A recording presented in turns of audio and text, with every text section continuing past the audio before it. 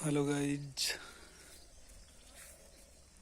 आज मैं आप लोगों को एक नया चीज़ दिखाने जा रहा हूँ।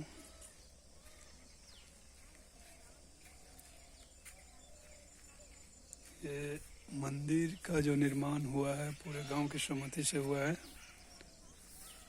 इनका जो बनाने का जो मिस्त्री है वो लोकल ही है और पेंट करने वाले खास करके ये पारवाद के हैं, लोकल हैं।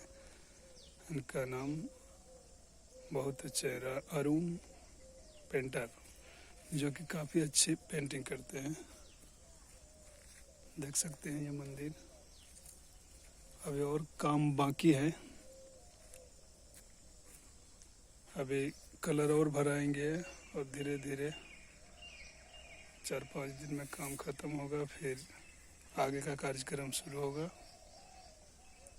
तो गाइड्स, जय माँ काली, जय माता दी।